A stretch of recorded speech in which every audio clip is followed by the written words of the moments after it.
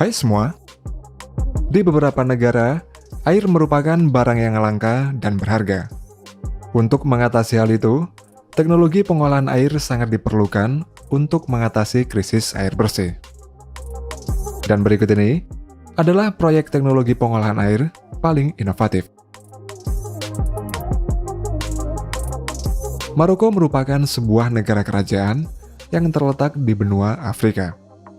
Salah satu wilayah Maroko yang terletak di kawasan pegunungan Baut Mesguida di tepi Gurun Sahara merupakan wilayah yang paling kering di Maroko. Pada wilayah tersebut, memiliki kualitas tanah yang kering. Jarang terdapat sumber air, serta hujan hanya turun sekitar 3 kali saja dalam setahunnya. Kawasan tersebut merupakan wilayah yang dihuni oleh orang Berber, dan untuk memenuhi kebutuhan air, para wanita Berber harus menempuh perjalanan pulang pergi selama 4-5 jam untuk mendapatkan air pada sumber terdekat. Karena langkanya air bersih pada daerah ini, sebuah perusahaan yang bernama Water Foundation yang berbasis di Jerman membuat sebuah proyek fog collector pada kawasan tersebut. Proyek penangkap embun ini bertujuan untuk memperoleh air bersih dengan menggunakan alat yang bernama cloud fisher yang berbentuk seperti jaring. Proyek fog collector mulai dikerjakan pada tahun 2013 dan alat tersebut dipasang pada daerah yang memiliki ketinggian 1.225 meter. Dan proses pemasangannya ini membutuhkan waktu selama 18 bulan karena lokasinya yang sangat terpencil. Untuk proyek ini, membutuhkan sebanyak 31 buah alat cloud fisher. Cara kerja alat ini yaitu ketika cloud fisher selesai dipasang, maka angin yang membawa kabut akan menerpa jaring pada cloud fisher. Kemudian jaring akan menangkap tetesan air dari embun akibat kabut tersebut. Nantinya tetesan air embun akan berkumpul menjadi satu dan jatuh ke bawah menuju alat penangkap air embun.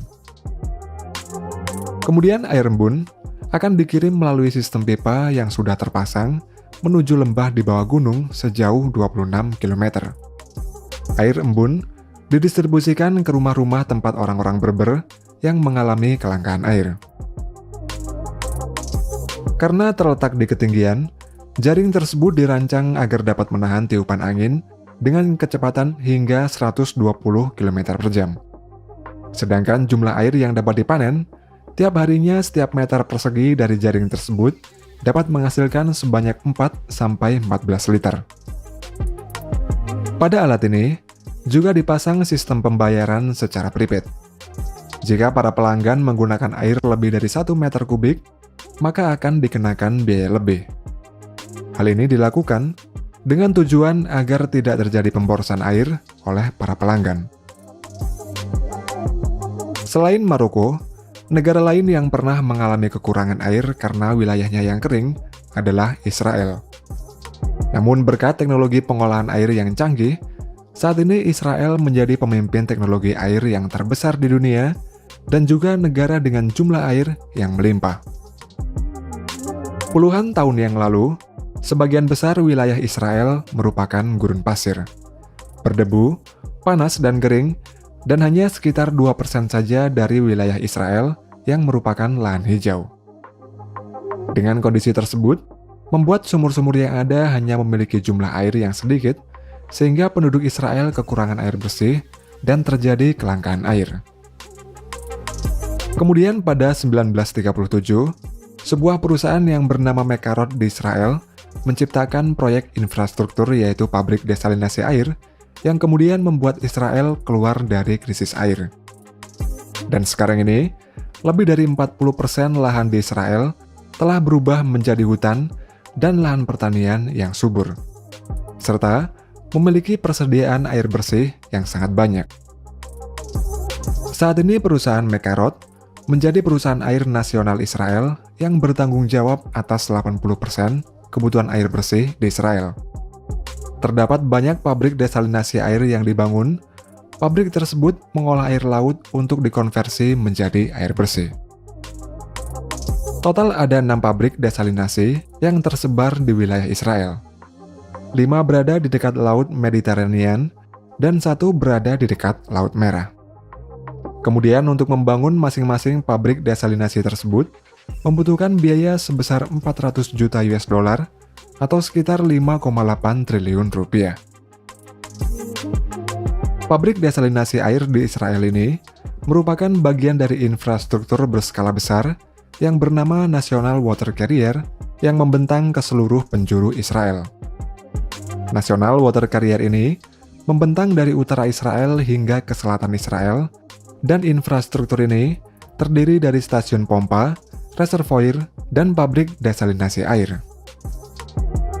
Salah satu pabrik desalinasi air laut yang terbesar di Israel dan di dunia mampu menyediakan air bersih yang dapat diminum lebih dari 1,5 juta penduduk di Israel.